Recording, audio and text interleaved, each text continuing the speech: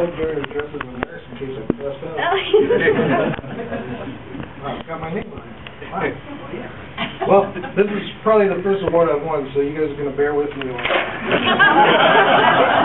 Got a few thank yous here. So I'm just going to read this because I'm no good at speeches. So it's truly an honor to accept this award.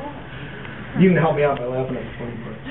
Not just because it's a freaking Rondo, which is awesome, but not only because I believe strongly in the mission of keeping classic horror alive, but it's a tremendous honor to accept the first award named in the memory of Linda Miller. I never had the opportunity to meet her, but I'm a huge fan of her work. Last year, it was an incredible honor to be an honorable mention, to look at the Rondo website, and to see my name appear alongside Basil Gogos, Frank Dietz, and Daniel Horn. But this year I was up against some serious talent. There are so many amazing artists out there who do this for the love of the subject matter. People like Shayna Bilbrey, Gerard Brown, Roger Koch, just to name a few.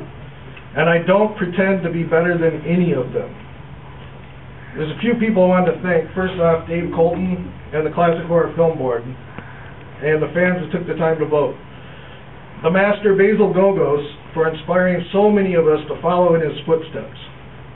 Frank Dietz, who has always been extremely encouraging and helpful to so many artists. My good friends Wes and Aaron from deadpit.com, who have to win next year. Because I didn't win this year, unfortunately. Let's see.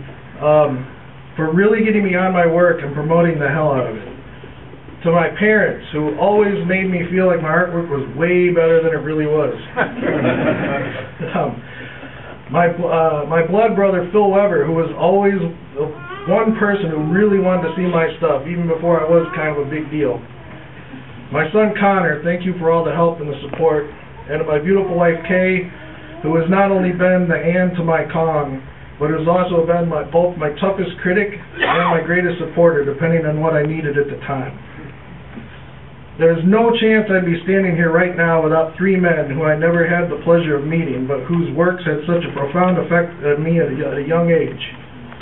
So here's to the memories of Forrest J. Ackerman. Thank you for the wonderful issues of Famous Monsters that made their way into my young, impressionable hands.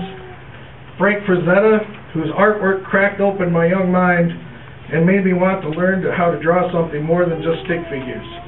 And lastly, but not leastly, to Lawson J. Denning, also known as Sir Graves Ghastly. He was my horror host, and it was his show that gave me the love of creaking doors, spider webs, shambling monsters, and I am forever grateful. Thank you very much.